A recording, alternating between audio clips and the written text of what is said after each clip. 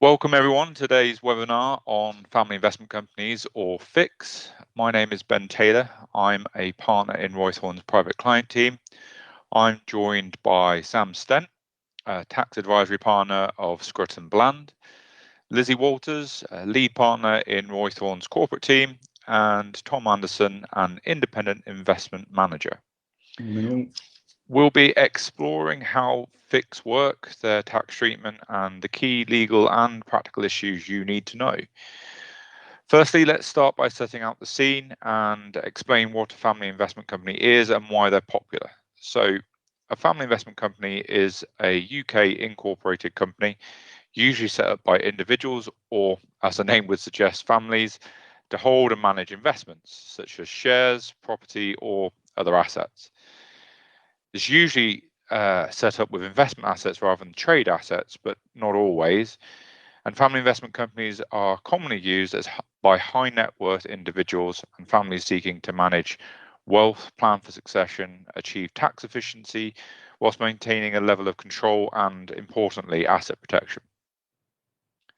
They're often considered as alternative to trusts, especially in light of recent changes to inheritance tax. The trusts are frequently used as part of FIC planning.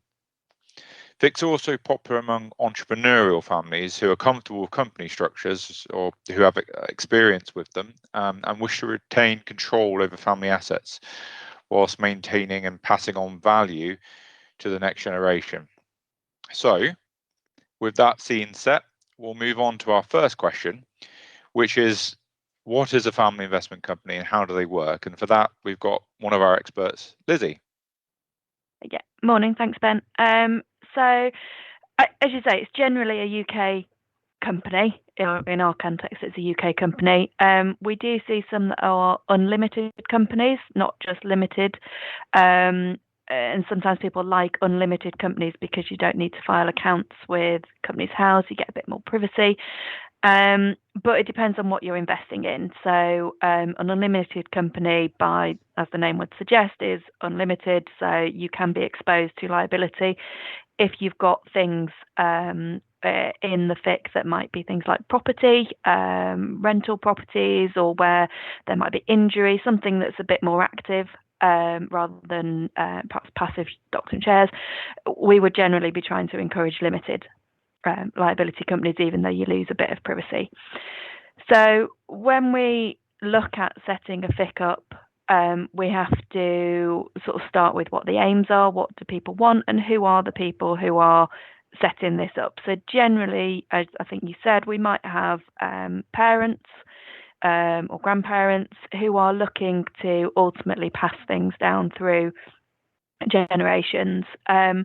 Often the people who are setting them up want to keep voting control or want to make sure that they've got a significant say in what's going on, but trying to get the value of things to others, to future generations, perhaps even to those generations not yet born, through the use of the share structure.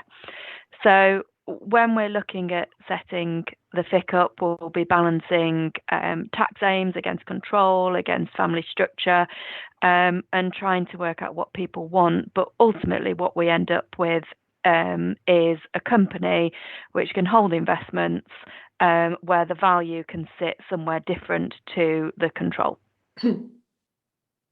I totally agree with all that, Lizzie. I mean, I would say directors and shareholders would usually be family members, as the name suggests. But I have seen a couple of cases where independent directors have been appointed to a FIC, where they've got sort of specialist knowledge of the sort of the business or the investments within the company. And I don't know whether you get this, but I have loads of people come along and say, I want to set up a FIC, thinking it's some sort of special kind of entity and not realising it's, you know, at the end of the day, just a plain old limited company. But what makes the FIC a FIC is that balance between sort of being able to control it, which is what the older generation typically want to retain, and being able to take value from it, which you know, the families want to pass down to the younger generations, and achieving that through the different share classes. And I think I'm right in saying that you can have as many different share classes as you like, can't you? Sort of one for mum, one for dad, one for each of the kids. And, you know, there's enormous flexibility there. Absolutely, and there is that flexibility, and we every FIC is different because every family is different. So a share structure does look quite different. What quite often surprises clients is that you can call the shares whatever you want to call them. So although most often we stick with the traditional A, B, C, D, E, sometimes we can end up with some shares that are named after individuals or something, you know, and the letters are the first initial of the person, and it is an opportunity to get a bit creative with having this tailored structure that does work, is flexible. You know, we never want to be putting something in place that you can never change down the line, because families change, don't they? And yeah, and often in terms of external directors coming in, where we generally see that often is if someone dies. It's having that continuity, having a non-family member on there to keep the peace in case something happens to the people who've set this up when they think the next generation isn't ready. So yeah, all avenues are open. Yeah, I've seen it as well. I mean, just sort of echoing what you've both said about how it's structured and the usual structure in different families, where you've got, say, uncles without children, or aunts without children, we're looking to set up a family investment company for the children of their brother or sister, and having essentially, you know, those assets given to that company because it's the right thing to maintain it centrally, but allowing them to effectively take over control and ownership, but having it in that sense. So they're effectively stepping away. It's still a family investment company, but it's entirely separate from them. And it's that control and that central ownership that's important to them, because of the, you know, in that particular case, maybe the sheer number of nephews and nieces. But my takeaway, Lizzie, from what you've said, is that investing in the corporate structuring documents at the start is quite important, and making sure that you're having those conversations, that you're not just setting up something off the shelf. It is something that's thought about, that's bespoke. Absolutely, yeah. I mean, the model articles and the Companies Act, the off-the-shelf stuff doesn't work for a family investment company, and that's not just me saying that. You know, quite literally, they just don't work. So it does need to be tailored, as I say, tailored to each family, and make sure you get it right from the off. There are certain things that can be changed later on, but yeah, for sure, there's an upfront investment in something that is hopefully going to last for many generations. Yeah. While we're on the subject of sort of setting up the FIC, one of the questions I get asked a lot is, you know, lots of families will already have a company, and they'll say, well, why can't I just use that? Why can't I just turn my existing company into a FIC? And I just want to sort of say, if you've already got an existing family business, it's not really possible for shares in existing companies to be redesignated as voting and non-voting shares, and to give the non-voting shares without giving rise to some tax issues, sort of primarily sort of capital gains tax.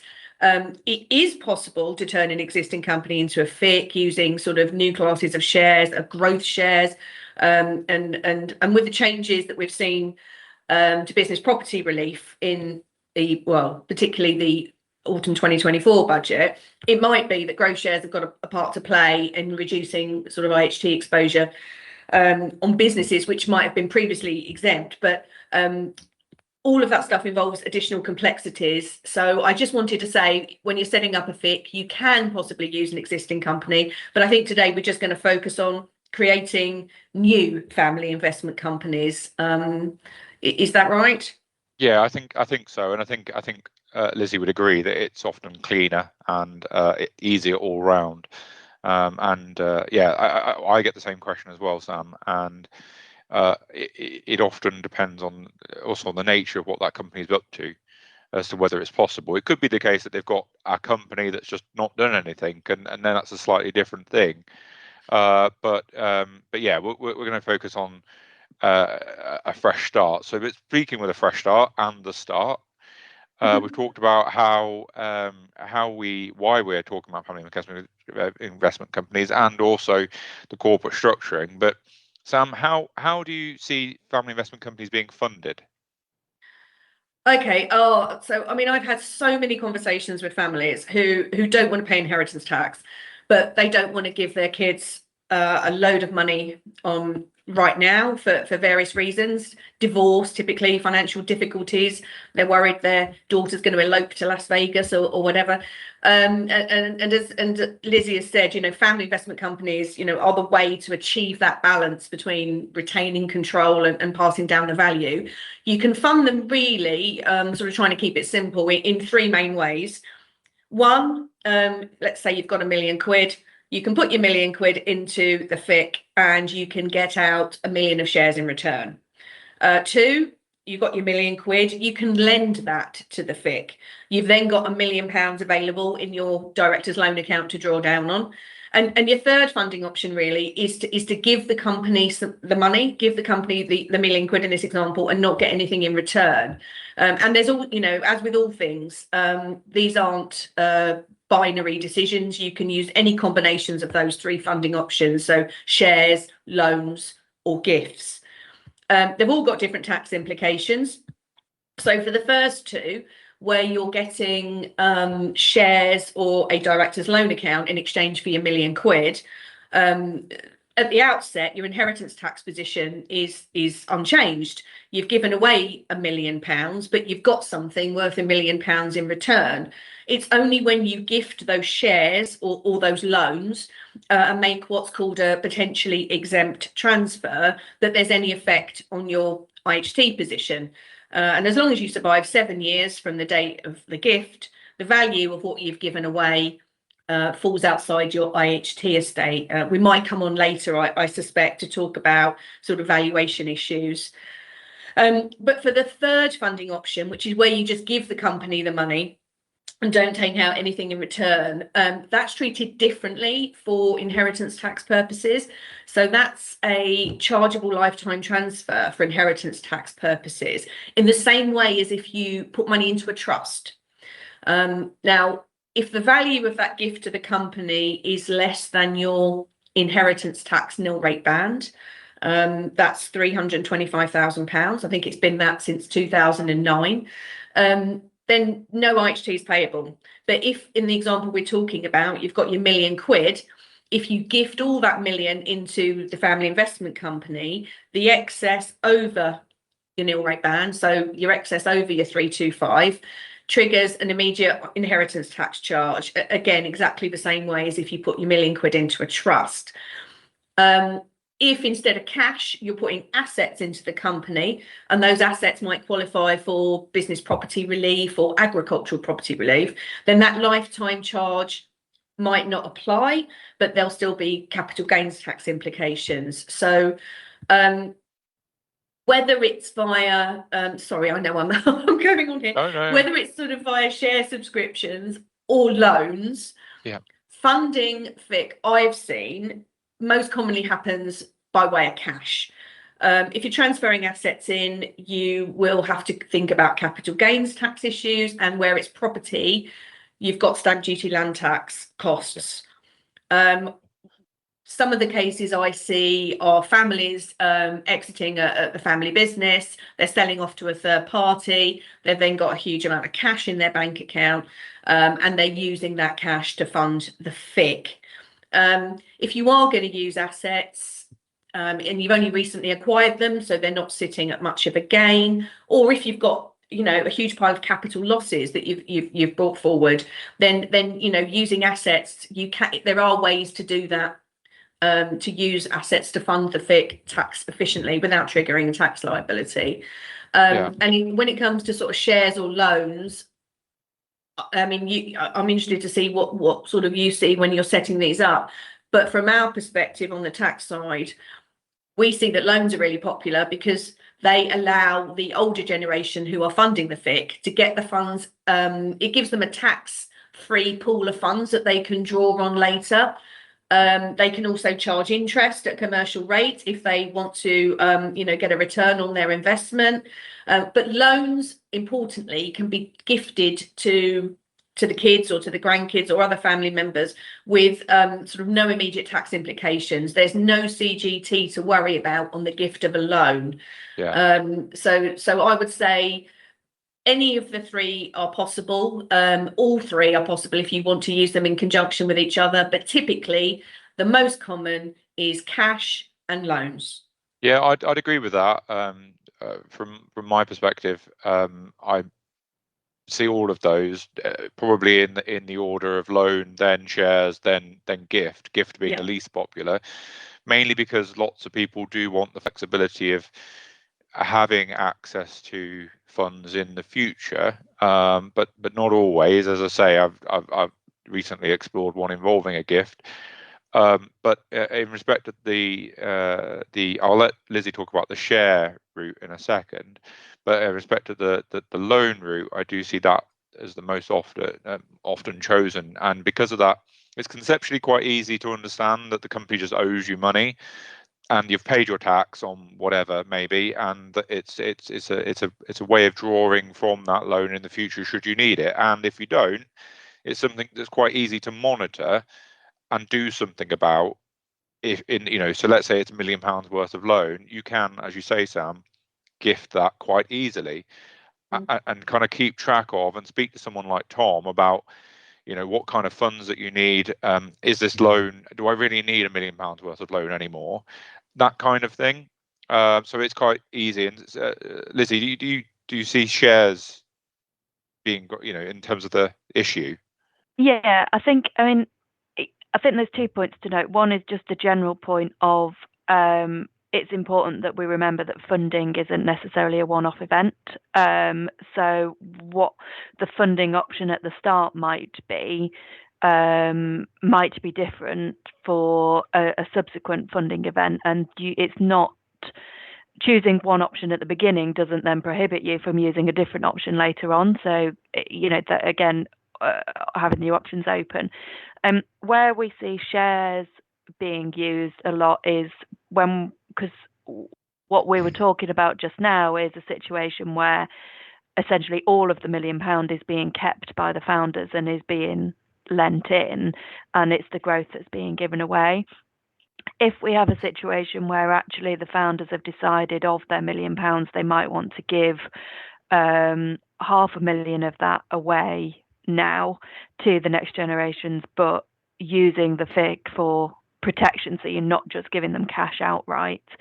What we do often see is, rather than giving loan accounts to kids, they might turn that into shares and then give shares to the kids, or give the kids cash that they can put in as shares, just because emotionally it kind of sits a bit better with the idea of future generations not being able to say to the company, you owe me this money. It's these are the shares that you own in this family company. Can just conceptually feel a bit neater. So that's the distinction for me, really, is I've yet to see a founder want to put their own investment in as shares, but we do quite often see it used together with a loan if we are trying to pass some initial value on at the same time. I suppose it might also depend on what the company's doing in the future as well. But just Tom, bringing you in, I was talking a minute ago about reviewing your investments, which is what the loan would be. What type of things can the family investment company invest in? Well, in theory, it is very broad. I mean, you can hold both illiquid and unlisted. Well, you can hold listed and unlisted equities in there as well. I suppose my focus would tend to be on listed entities, both debt and equity. But you can, and I'm conscious that holding assets in there. But before I talk about that, holding assets in there that are for personal use. You do need to be potentially careful about that. There are tax implications doing that, which is where Sam, is where you as a team would be quite well placed to advise on that. I mean, what I'm finding fascinating is a lot of the things that you are mentioning now as options. You can see where they have an impact in terms of the investments you use. People are talking about, how do I get stuff out? How do I own this bit of it? What do I do? My requirements. This is where the investments have to fit what people are trying to achieve. So I would say that, also then, given what you're talking about in terms of the intergenerational aspect of a family investment company, there is then potential to focus on relatively high performing assets such as equities, because the longer term time horizon does allow some mitigation of volatility risk in this instance. Again, on top of that, then the liquidity of listed securities, whether equity, debt, or other asset classes, does allow a family investment company to distribute assets potentially with more transparency, and to take advantage potentially of some of the tax benefits that you're talking about. Yes, you talk about different types of shares. There could be income shares, there can be capital shares. It might be that you have identical portfolios for everybody, but some people might want to take stuff out either as natural income or a regular cash flow, and some people might want an individual entity or an individual amount taken out. And of course, the advantage you have there is that this is all very liquid on the one hand, and also divisible, what we call fungibility on the other hand. If one person needs £10,000, you can't sell half a bathroom, but you can clear out some shares to enable that. So there's but all this, of course, depends on the person's financial requirements. And I would then just say that the responsibility for managing this is quite often best delegated to a third-party investment manager, simply because it allows unbiased decision making effectively. And there are potentially a lot of family politics that need to be moved through, and that third-party nature does sometimes facilitate that. It's going to sound. Well, I'm sure it's going to be, the answer to the question is going to be yes, but I'm assuming then, based on everything you've just said and following the conversation on, that in terms of what you're setting up the family investment company, we're going to have this, Tom. We'll be looking. We'll be coming back to you to talk about what we're going to invest in. In actual fact, you probably ought to be much earlier in the conversation in terms of understanding what it is that you want to get out of it, which is a question that Lizzie asked right at the beginning. So, in actual fact, and when it's me or Sam or Lizzie talking to a client about it, you probably ought to be at the beginning of the conversation as much as you are after everything's set up. Do you agree? Well, inevitably, as you said, yes, of course. But I'm conscious that there are lots of cogs here, and they all do need to be working together. And one of the reasons I'm keen to put my hand up with this conversation is to say, actually, these things are not. In many ways, as any structure, whether it be an individual's ISA or pension, or whether it be a trust, or these things are not set up just for the thrill of setting them up. They're set up with an objective, and the objective has got to be sort of what's the point to this? What are we trying to achieve here? And it's the engine within that structure that's going to get that family, those stakeholders, those shareholders, whatever it might be, to where they're all trying to get to. And so yes, I do think that yes, the assets in there have got to, the objective has got to be brought to the front early on. And how do we achieve this objective? Is the question. Whether it's tax implications, investment objectives, but they've all got to be pulled together early on. So yeah, Ben, I completely agree. Sam, there's one point I wanted to pick up on with you, because Tom mentioned it, and it was about the potential charge to tax if you're using assets that the company is invested in. What might be? I mean, it's a very leading question for me, but what might we be talking about?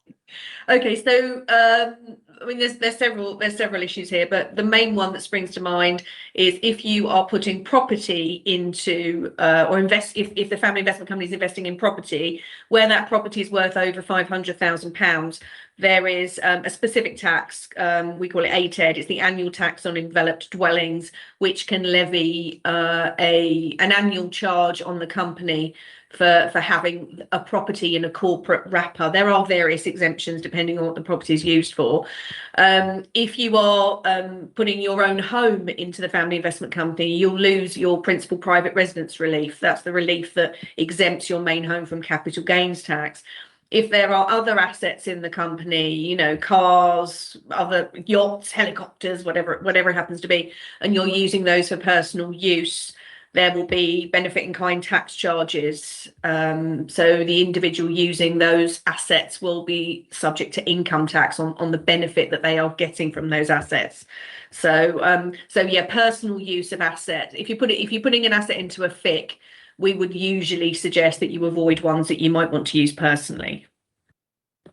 Okay, well, sticking with the tax benefits then and the tax consequences, what, Sam, are the tax benefits of using a family investment company? Right, okay. Oh goodness, where do I start?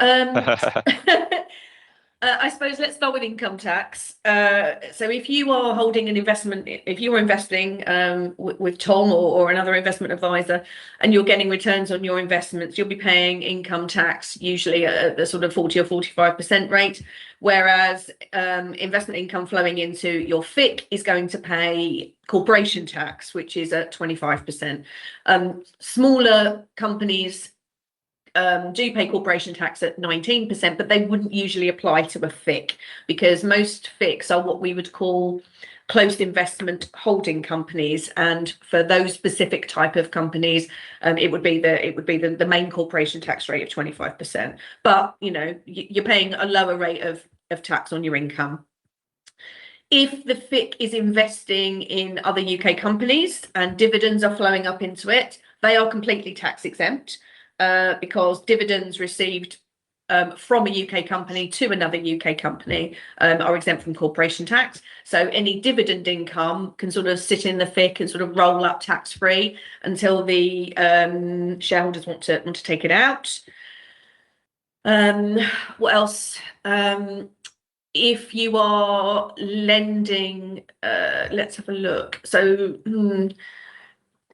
Interest deduction, that's one. If you are paying interest, if the company is paying interest on a loan that it's using for investment purposes, it can get a deduction for that for corporation tax.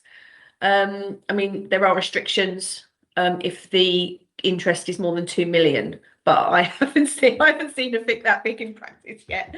One of the big ones for me is the management expenses. So you know, Tom's wages get paid because you know, his business will charge a fee for managing an investment portfolio. Yeah. And if I was doing that as an individual and I'm paying my 1%, 2%, 3%, whatever that fee might be, I'm not getting any tax relief on that. But in the company, in the FIC, when the FIC is paying those management expenses, they are tax deductible. So that will come off the income and only the net is going to be subject to corporation tax. And is that for the individual? I mean, we'll talk about this in a second, I'm sure, but is that for the individuals involved as well, so that their you know, expenses for having managed whatever's in the, you know, the portfolio of properties or the investments that the FIC has invested in, does it include those, or is Sorry, it just Tom? Are you talking about where there's an independent? I was talking about where there was an independent investment manager. But if you're saying that the, you know, the directors of the business themselves are you know, contribute, you know, directors' fees, for example, would be deductible for corporation tax purposes. Is that what you mean? Yes, that's what I mean. Yeah. Yeah, they would be deductible for corporation tax, but of course, any fees paid out to the directors is going to be subject to income tax in their hands. So you would need to run a you know, a cost benefit analysis as to whether that was worthwhile or not. But you know, we can also just point out that this isn't specific to FICs, but for any limited company where you've got family members, you have a number of options as to how you extract your funds. So it can, where we've got loan funding, you can get it out as tax-free loan repayments. You've got the possibility to charge interest on those loans. You can take out salaries. You can pay yourself dividends. You can make pension contributions. Yep, the company can fund, you know, private healthcare. There's a number of. It just gives enormous flexibility as to how the family can sort of take funds out. Yeah. So I mean, I've a couple of years ago, I mean, I remember talking about pension contributions and the fact that if a shareholder is also an employee or a director, and again, I think it depends on the individuals involved and their aims, which is what we keep repeating as a starting question. But the salary is deductible for the family investment company, but it's going to be subject to PAYE and national insurance contributions for the recipient. It might be the case that that's not a problem. It might be the case that they don't really have a lot of earnings, and it's a sort of horses for courses thing. But the company can also make those tax-free employer pension contributions, and as you said, you mentioned about loan repayments. We're talking about not just obviously the benefits of the family investment company in terms of tax, but also the benefits then to the people involved in it. So loan repayments, if they're not charging interest, then as we've discussed, they're going to be effectively tax-free withdrawals from the pension for as long as those loans continue. And you also mentioned, I think, Sam, dividends a second ago, and that obviously the shareholders will be taxed on those dividends at their marginal dividend rates, 8.75 and 39. I think it's gone up. We're after April the 5th, so I think it's 10.75. Yeah, whatever it is. 2%, 10.75, and the higher rate's gone up as well. But so starting at 10.75. But one thing I just sort of add here in terms of that sort of that to crossover between corporate planning and then individuals planning is that at this point the individual needs to get some sort of advice as well. But what's quite you're exactly right to mention potentially making contributions, employer contributions into a private pension or SIP in particular, and this can be, and this links back to what you were saying earlier about sometimes one family member might not feel comfortable giving somebody a chunk of cash into their bank account, but putting it into a pension for that individual is potentially puts that contribution into a different light.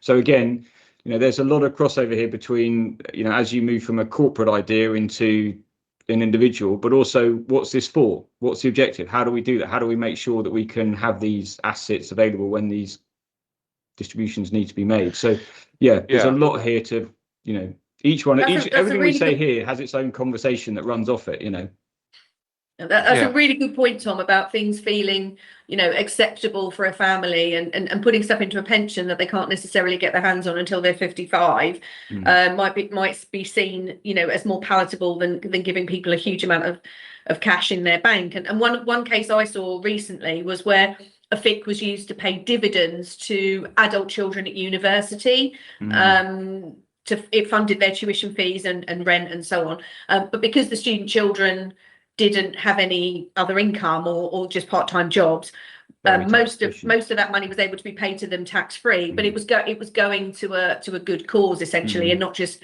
buffering their bank accounts for them to fritter away. We do that quite a lot with grandparents as well. So we do have situations where we've had parents being the ones who are ultimately setting up the FIC, we might have grandparents setting up a trust. I mean, we've not really talked about the involvement of trust in family investment companies, but often we do use them as shareholders, putting some value there as well. We have used that as a way to pay school fees for minor children by using grandparents' trusts within family investment companies, which is a whole nother conversation, but there are efficiencies there. What we've not sort of touched on in all of that conversation about the tax side of things, though, is going back to where I started with what is a FIC and how they're structured and why do they work, is the reason why most people are coming to us with a FIC in the first instance is for inheritance tax efficiencies, because what they're wanting to do is use the share structure to pass future value onto others rather than own it themselves, and that's for inheritance tax reasons, isn't it, Ben, Sam?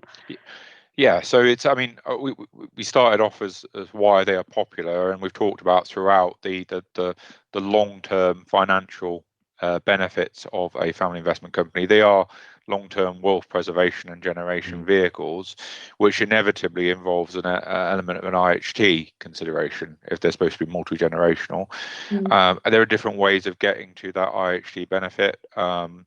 We've talked about already the use of growth and freezer shares. We've talked about giving away value. We've talked about how you fund family investment companies, if it's but we're getting shares or loans, and even gifts, because they do happen and they can be useful.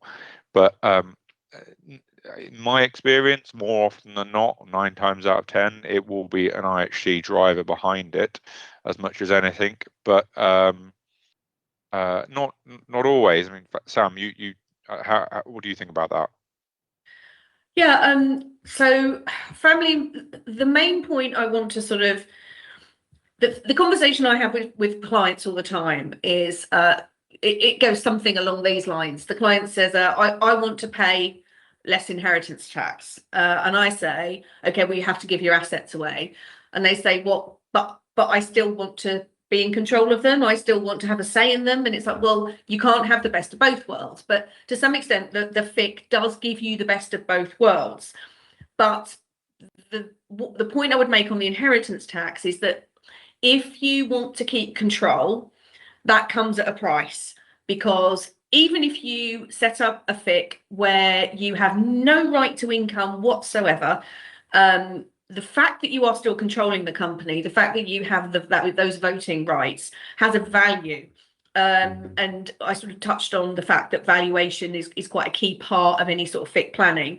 And how you set up the shareholding in terms of rights to income, rights to capital, and rights to vote will ultimately determine what the value is that you retain, and you have to get a proper valuation. But as on a broad brush basis, if you keep control of your company, HMRC would usually argue that you are retaining about 30% of the value of that entity.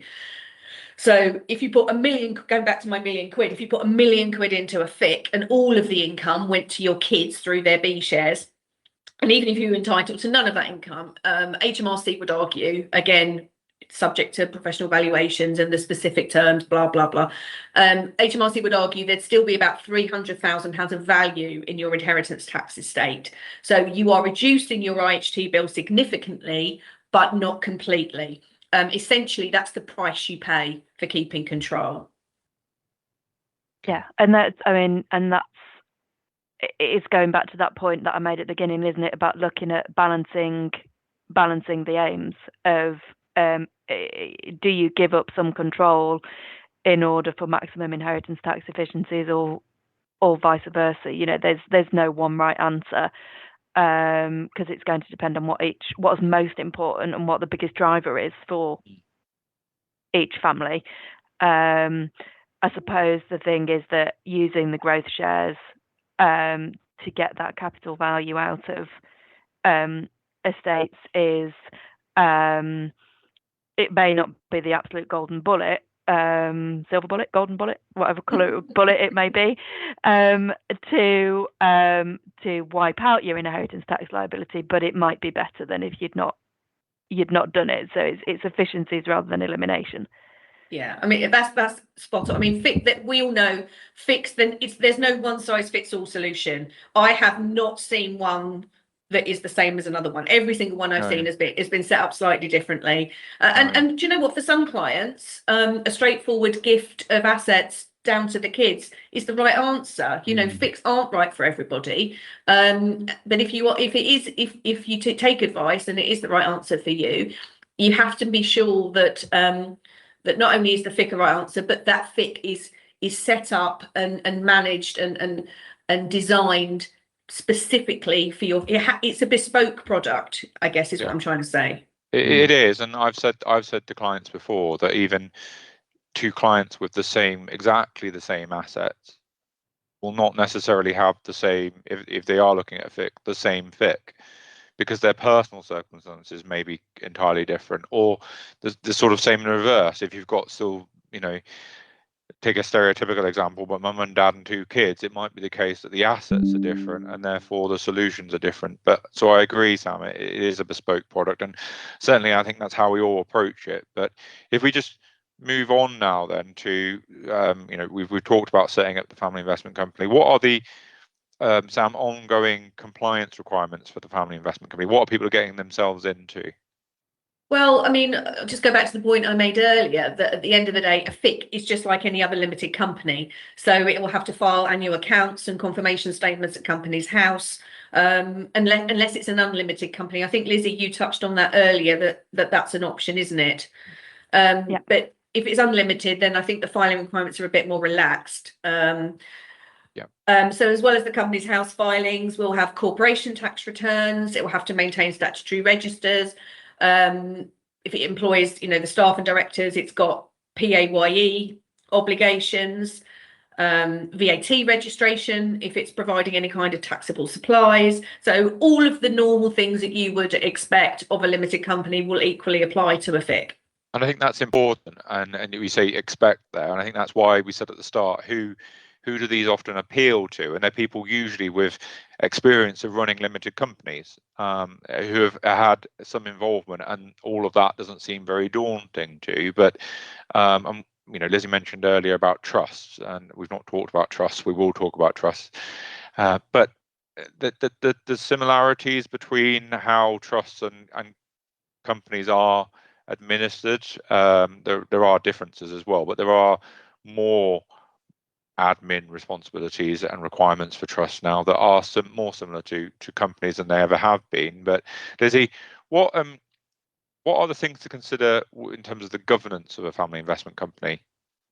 So yeah, as Sam says, it is a company, so it needs articles of association, which are the rules that set out how the company is operated. So principally, they would need to deal with decision making. So who's operating the company and at board and shareholder level. So who is appointing the board of directors, who has to attend directors meetings in order for them to be valid, what voting rights do each class of shares do each individual have, ownership of the company, so what happens to the shares, what can people do with their shares during their lifetime or after they've died. Often we see shares being transferable to family members, to family trusts, very stereotypically, but commonly we don't see spouses being able to hold shares outright because of the divorce risk. So we'll try and cater for the divorce risk in the Articles of Association a bit, and that's where family trusts can also be really useful, or certainly will trusts can be really useful in terms of people leaving shares to trusts. We will also touch on valuation of the shares a bit in there, trying to have some kind of mechanism whereby we would expect the shares to be valued if they were traded as between the shareholders, which can then be useful evidence for HMRC with the inheritance tax returns, because we've got fair value provisions in the articles about how we'd expect those shares to be valued. If someone did want to leave and were selling their shares, how long is it before they get paid out? Normally we'd have a period of time in there to say they don't get paid out on day one. But yeah, generally it's the rules of how this company is going to be operated and how we deal with those scenarios, such as death, divorce, someone just wanting to cash in, and to try and set those rules down at the off. The articles are a public document, so sometimes we will then have a shareholders agreement that sits behind the articles if there are things that need to be confidential. So the shareholders agreement is the contractual document as between the shareholders individually. That might include certain provisions about decision making, so someone might have a veto right over investing more than X amount of money in Y type of product. They can be the more sort of bespoke, more commercial bits and pieces. I would say probably about a quarter of the family investment companies we have done actually have a shareholders agreement. Most of the time we tend to deal with it through the articles. But it really depends on the family in terms of what it is that needs to be covered and what they're prepared to be public. Yeah. Because it's dealing with the same stuff. It just depends on which document it actually sits in. And from our perspective, we tend to have the articles as the fuller document because they're automatically binding on everyone, whereas a shareholders agreement isn't automatically binding on everyone. We might also have a family charter as well, so that's sort of more the non-binding overview type document setting out what people intend to happen with this thing going forwards, and that can be really useful, I think, for involvement from someone like Tom, sitting down with the family and saying, well, what do we want this thing to do?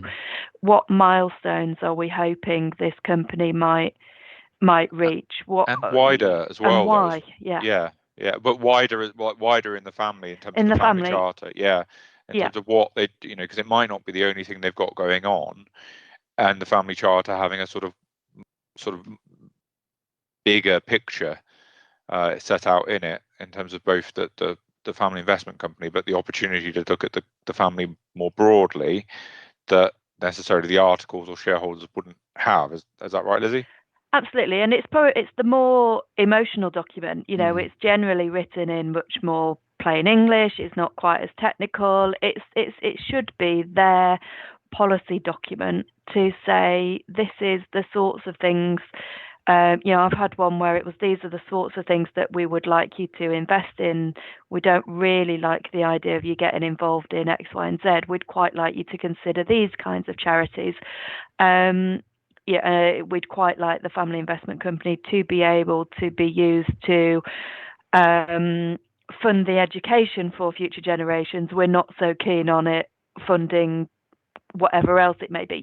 It's the much more personal intentions about the family's wealth more broadly, which the way that's quite useful for someone like me is that I then say, so that's the how much we apply, what sort of numbers we putting on this, because if someone says, well, I think it'll be about this much a year in 5 or 10 or 15 or 20 years time, I can sort of say, yes, I think that is potentially doable or not, and you can just help to make sure that expectations are managed early on to reduce the chance that in X years time someone says, oh, well, so we thought this was going to achieve that, but why hasn't it?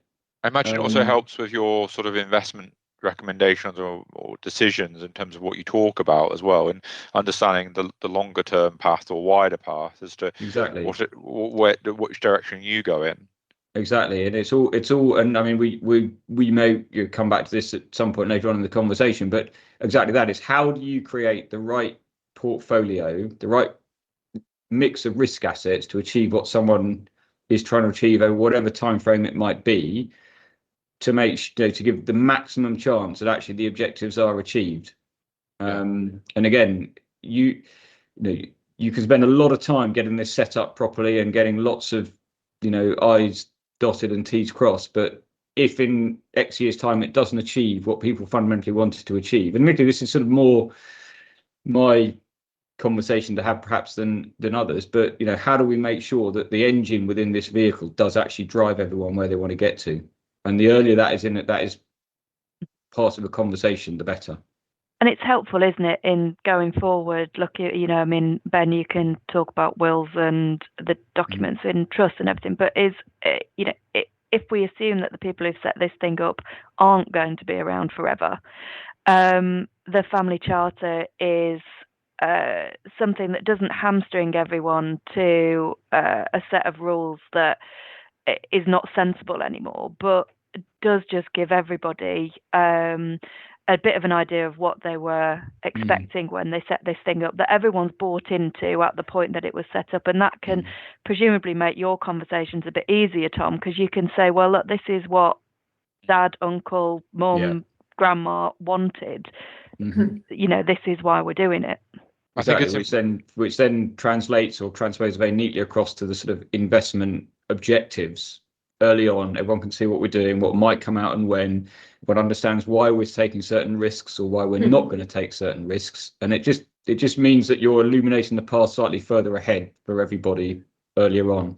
I'm going to put my private client hat on in a minute, and as Lizzie says, talk about wills and trust documents, because we're going to come on to a comparison of trust as well in a moment. But certainly as part of the corporate governance bits, it's important that the wills are obviously set up with whatever Lizzie's doing for you in mind, because the two documents need to work together. Lizzie's already mentioned will trust. The general trend over the last however many years, at least 5, has been towards flexibility in wills, be that in a sort of flexible life interest trust manner or a discretionary trust, because of the unpredictability of a variety of things, tax legislation, environment, family circumstances, assets, and so on. But it's important that as part of this process, wills are reviewed. Obviously, we've talked about trusts and setting them up alongside the family investment company and potentially holding shares. Those trusts need to be set up.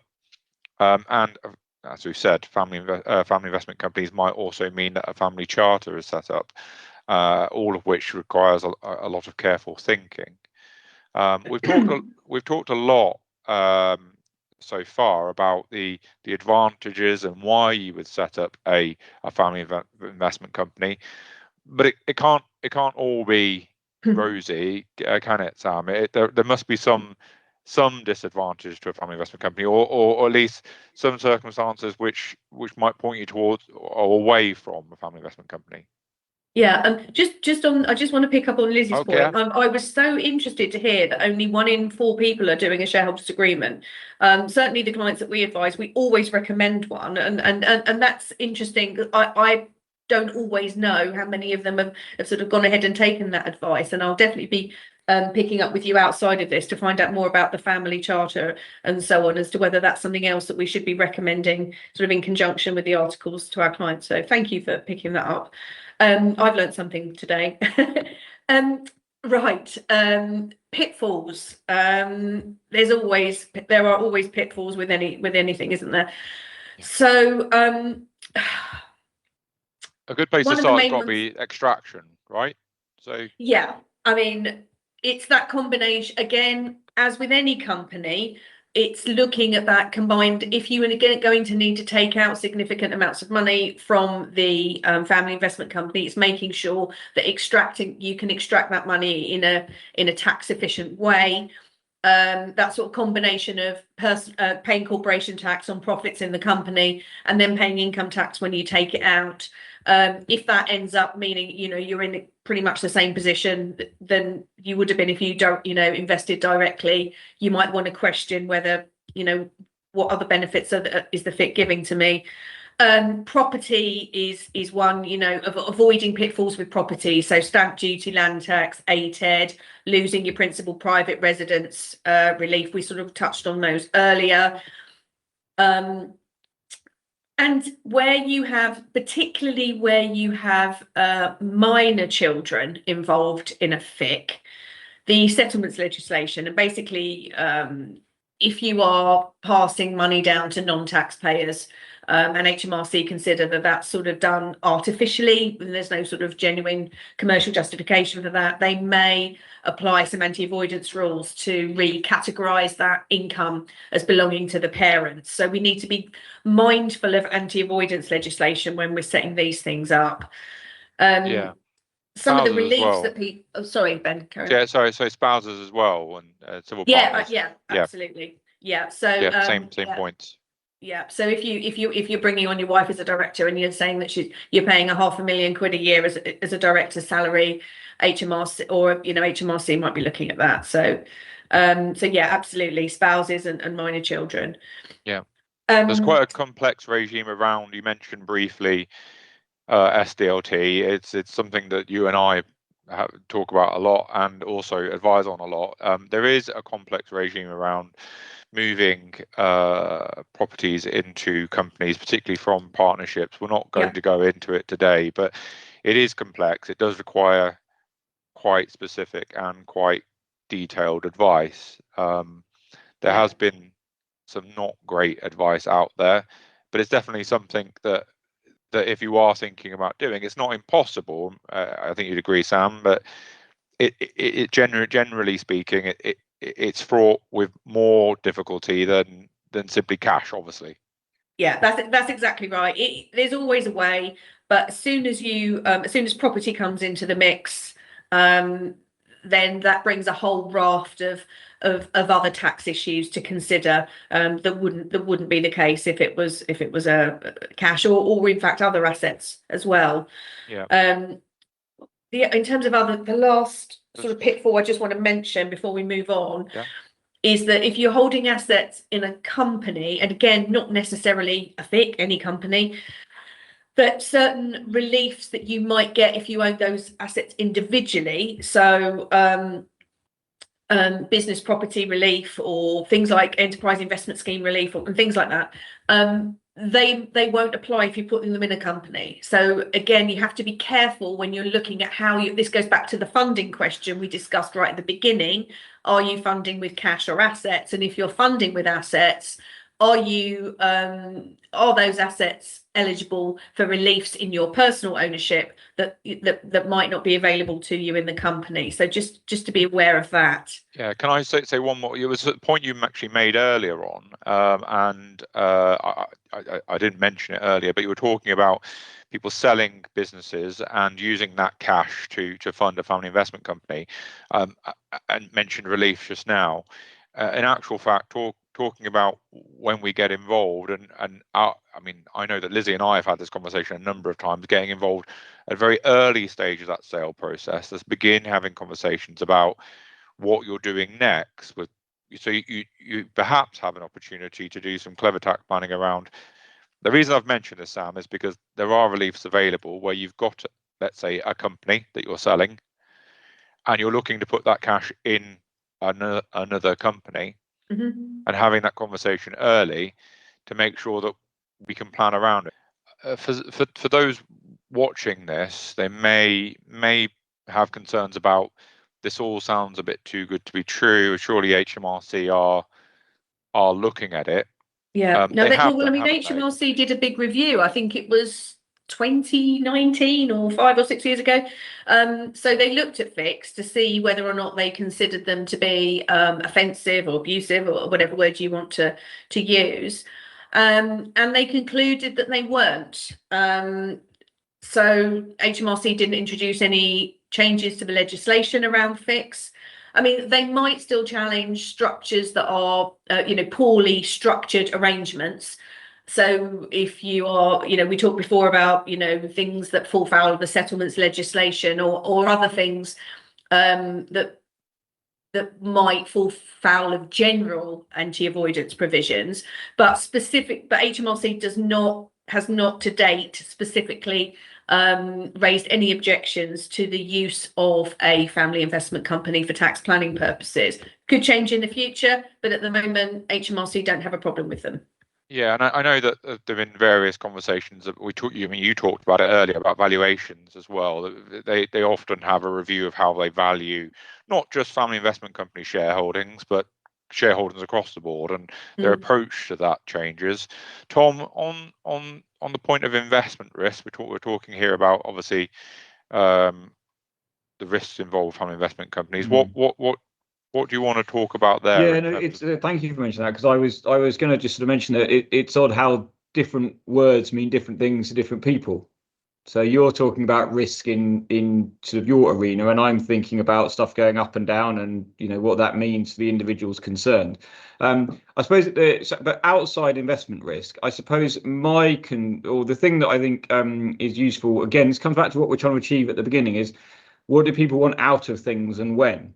Which maybe is back to this, are we in the right structure first and foremost, and why are we looking for things? But that's really my risk, I suppose. The thing I'm trying to mitigate is to make sure that people do achieve what they want to achieve, not just in terms of the assets I've got growing in the right way, but are they able to deliver the cash flow or the cash requirements that I need or expect or might want at various times in the future? And of course, the risk there is potentially is that, in terms of portfolio risk, can I achieve the right sort of return profile that someone is looking for? From a structure risk, is it accessible? Can we get these things out tax efficiently? So what I want to make sure is that what I'm doing fits into the structure, and I appreciate that more layers make this more complex, but at the same time you might say, well, I'll just hold cash. Easy. But cash is an asset. Cash has risks, and it's important to understand how that might fit into a scheme as well. So just thinking, I'll put that building in there, and then I'll hold a load of that £1 million shares that I've got. I'll just have that sitting as cash. The fact is, there's inflation risk. Is that actually going to achieve what you want for your grandchildren in how many decades time? Is that actually going to buy what you want? Is that the right asset class? So lots to think about in terms of investment risk. Where that fits into the structure is making sure that the two can achieve what people want at the right time. Thinking about structure, then we've promised it for a while now, or at least I have, as a comparison of trusts and family investment companies. So how do they compare? And trusts carry with them a slight air of they don't always have the best rep. Do they? Trust? Some people have an idea that they're used for nefarious purposes. That, in my experience, they're not. They're used for legitimate family and estate and IHT planning. Why would one prefer a FIC over a trust? Well, Sam mentioned it right at the beginning in terms of how you fund a family investment company. The charge on the way in. So if you are looking to get assets within a trust, there is something called an entry charge, and that's an IHT charge. Now, that might be the case that, much as Sam said earlier, that if you're gifting it to a family investment company, APR or BPR might apply. In respect of trusts, those charges on the way in are now limited. So we're now limited to our £2.5 million allowance. And so if you're looking at putting assets or getting assets outside of your estate, then a family investment company may be more attractive for that reason now than it was before. Certainly in the last few years, we've certainly seen, at least Roythornes has, a resurgence of trusts. But that notwithstanding, and as we keep saying, trusts are still likely to play a role in the family investment company planning in terms of holding shares, and most likely at the start. What other comparisons can we make between trusts? Well, there's the corporate veil. Lizzie, I'll ask you about this a little bit, but trusts are very often used as part of asset protection. Family investment companies are very often used as asset protection. We often get asked about the corporate veil. Generally speaking, Lizzie, what do we mean by that? So normally we're talking about that in the context of divorce, but what we're essentially saying is that what is owned by the company is its own person. It is not then treated as being available to meet the needs of the individuals who sit behind that company. So there are circumstances where the courts will go into the companies and will make companies transfer things to spouses in roundabout sort of way in divorce cases, and that would be then what we'd call piercing the corporate veil, but it's few and far between. So what, as a general rule of thumb, is the assets within the company, with assets within the FIC, ought to be protected within that family investment company. I mean, neither you or I are divorce lawyers, but we know enough to say that that's not the end of the story, in that if value within the FIC is needed in order to meet the needs of a party, particularly where there are children involved, what that might mean is that a child who has a significant interest, income coming from a family investment company might end up taking less of something else, less of the matrimonial home or something like that, in order to compensate for the fact that they've got this thing over there and we need to meet the needs of the family elsewhere. But that the company and the trust are very similar in that way. So in the same way that people use trusts to protect against the divorce risk, the companies can be used in that way. Add a prenup and a post or a postnup in there as well for a bit of added protection. You know, that's what we're really talking about. Yep. And I mean, you're right, neither of us are family lawyers, but we do talk about it in the context of particularly divorce. Obviously, we mentioned the sort of ancillary documents. I talked about wills, obviously the trust document itself, but prenuptial and postnuptial agreements form part of this if you are worried about things like divorce. And such documents carry much more weight than they used to. The other noticeable comparison between trusts and companies is control. We've talked about it a lot, about who you point as directors, who you point as shareholders, different layers of control within a family investment company. It is very comparable to a trust in the sense that you have trustees and, or not very common, but protectors as well. So having that layer of control in respect of the trust. Other comparisons between family investment companies and the trust administration.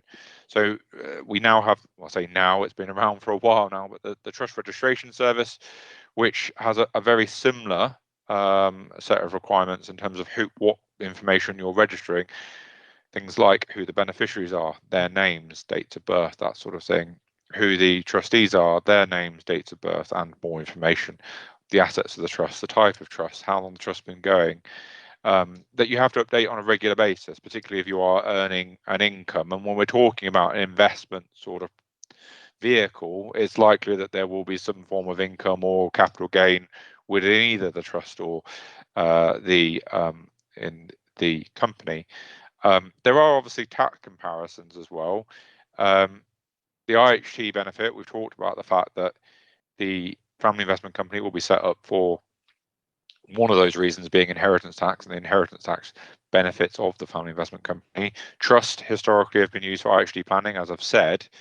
Sam, you mentioned it earlier, I think, when you were talking about your clients that come and see you and want to do some IHT planning, and they say to you, I want to improve my IHT position, and you say, give your assets away, but then they still want to benefit from it.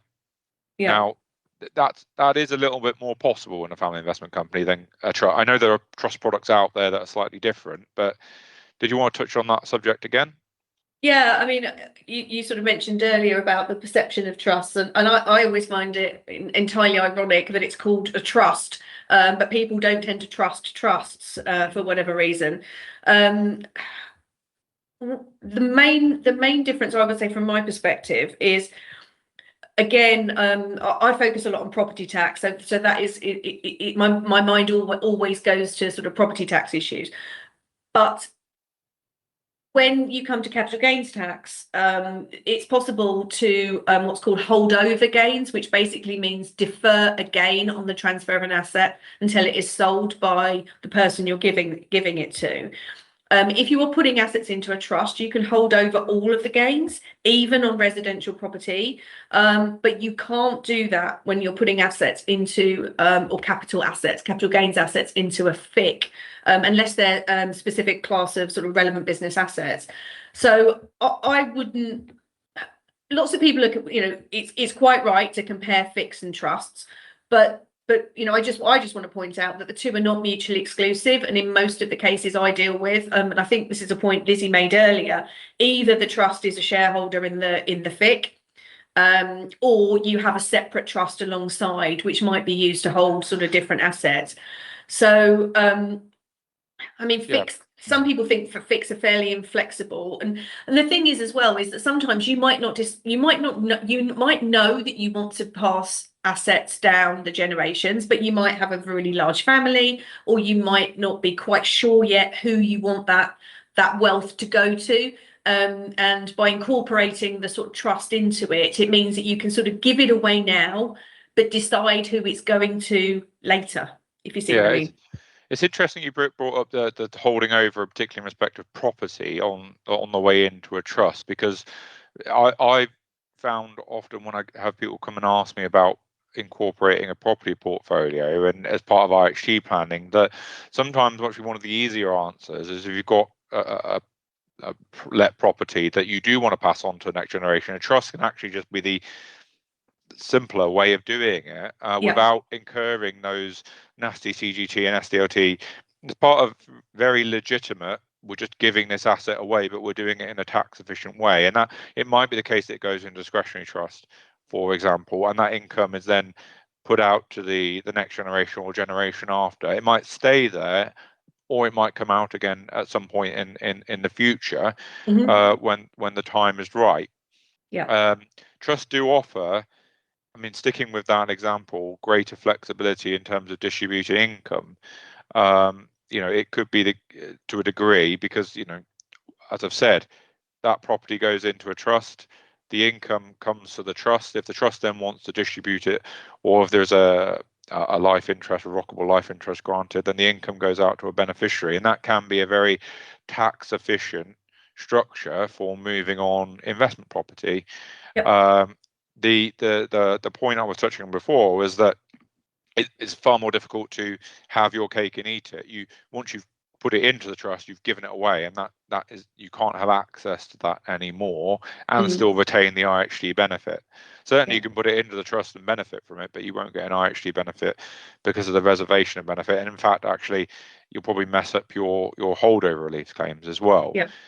On the control side, though, I would just point out it's arguably easier to change trustees without any tax consequences than changing control of a FIC, because that's going to throw up all sorts of IHT and CGT problems. So if on the control side, it is easier to change who's in control of those investments in a trust. But again, we've said it before, there's no one size fits all. These things work hand in hand. It's bespoke advice is needed. And it's you're right. And I'm always conscious, and I'm not a trust expert, but I'm always conscious that there are a lot of different types of trust. I mean, Ben, you mentioned discretionary trust as the sort of perhaps the one that most of us would be very familiar with, but there are different trusts for different objectives and different types of beneficiaries. So this all needs to be factored in terms of what the right structure is for the objective we're trying to achieve. And then within that, what's the right asset class, what's the right investments to achieve that goal? And whilst it might be that someone wants to put property in, it could well be that actually, property is famously illiquid and not particularly fungible, divisible. So is that, what's the right thing to achieve the objective, which is what I would keep, that's my professional muscle memory. That's what I would keep coming back to. Okay, great. Thanks, Tom. So people have been undoubtedly listening to this and thinking maybe one way or the other about whether they want to set up a family investment company. We may well have convinced them, and we might be getting a call from them after today. But Lizzie, what are the practical steps and timeline for setting up setting up a family investment company for people? So our approach would always be some kind of initial meeting, whether that be virtual or in person. We would try and involve incumbent advisors in that. So if we can get their investment manager attending at that meeting at an early stage, I think we've talked about that. The idea of getting as many brains as is possible around the table at the early stage to think about what the objectives are and how it's going to look. We can work out at that point with everyone together, say what the objectives, what are the investment goals, what sorts of things are we going to invest in? So are we going to have a limited company or an unlimited company? My first question when looking at the funding of it is always looking at how much of the existing value they want to give away, which I alluded to earlier.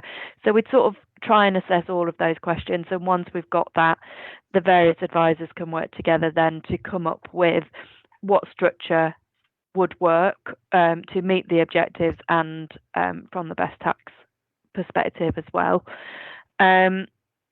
It then normally then comes back to me to sort of look at the constitutional documents, as they articles of association, shareholders agreement, look at what share classes we're going to have, how we're going to make all of that work, and then once we've sort of done all of that, we can get the company set up.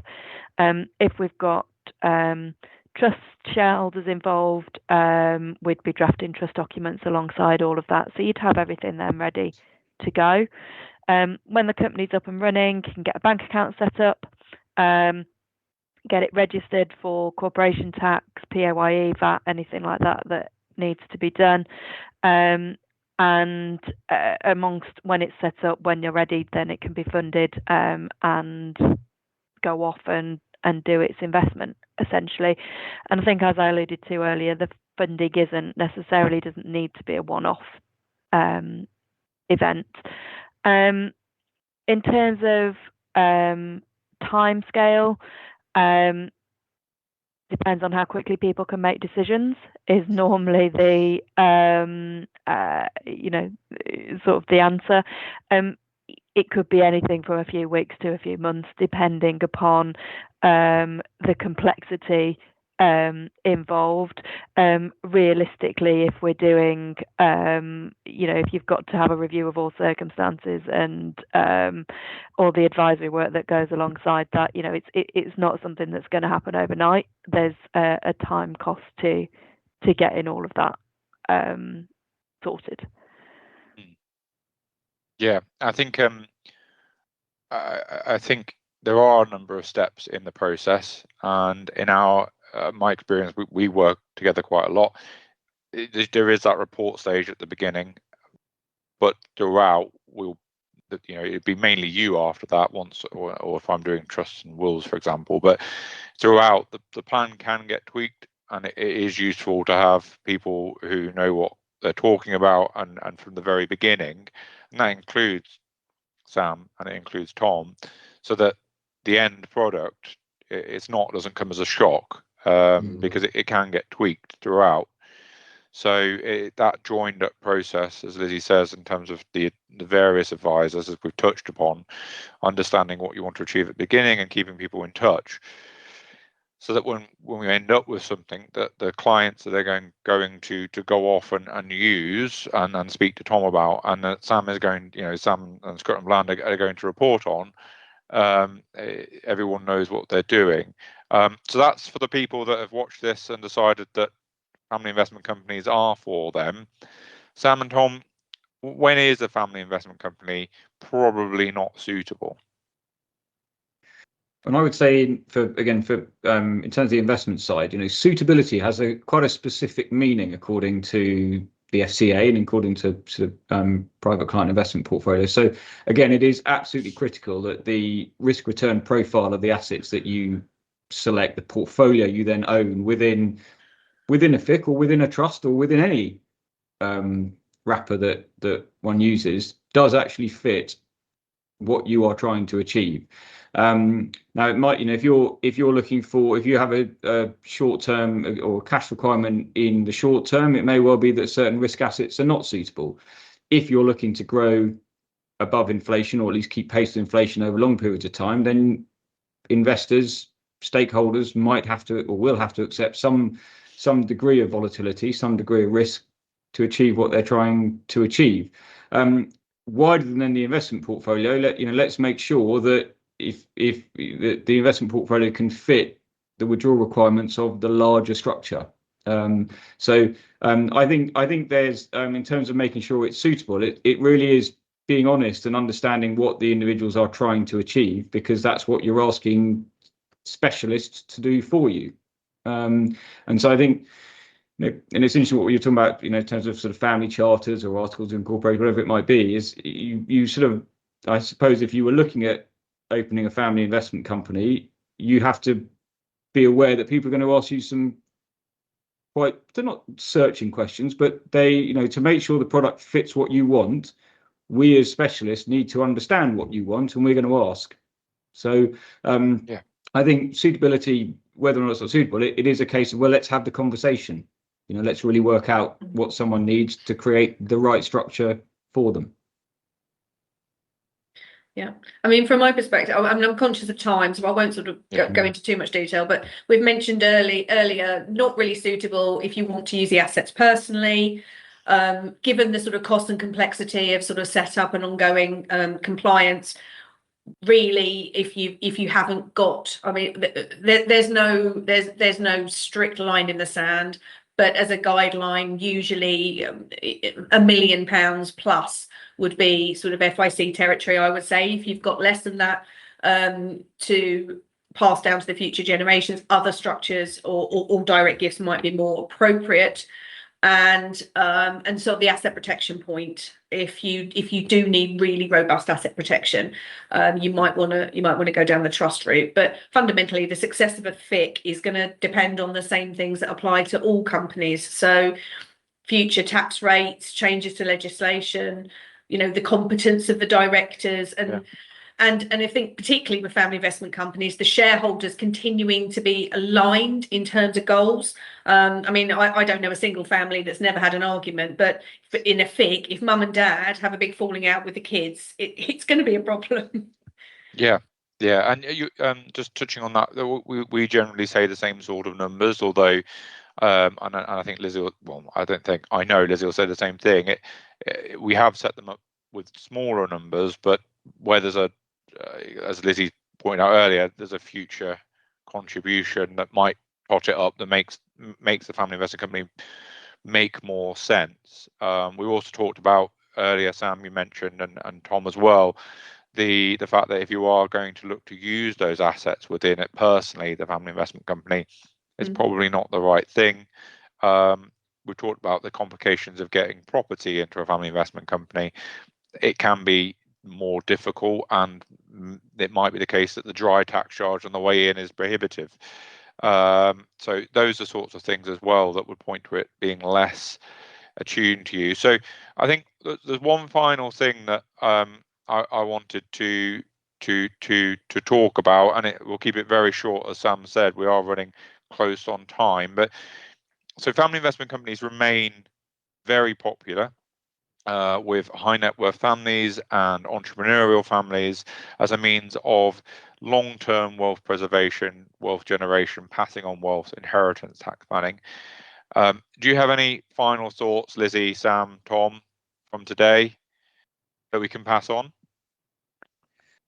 I suppose from my part, I think it's for most of us, most normal people, our investment horizon tends to focus on our, if I'm honest, our lifetimes. Most people are thinking about their retirement, these sort of decades. I think where family investment companies become quite interesting is the intergenerational nature of the time horizon that you're then looking at, which sometimes does require a bit of an adjustment in personal timescales. But again, that's where it potentially gives you a broader an opportunity to think more long term. But at the same time, there are very urgent cash flow requirements that require a different risk return profile. So there's always plenty to discuss. And yeah, very happy to pick up the discussion as and when.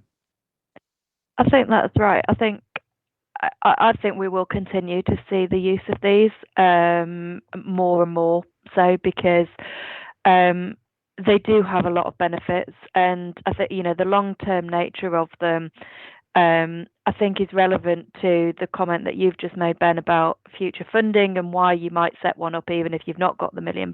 Is, to me, it's not just about the future funding being an introduction of funds at a later date. Where we've had a lot of success with these in the past is where the initial values going in have been low, but we know that there's going to be a significant income or a growth in value of the assets that this FIC is going to be buying. So it is that long-term nature. It's that thinking of this is the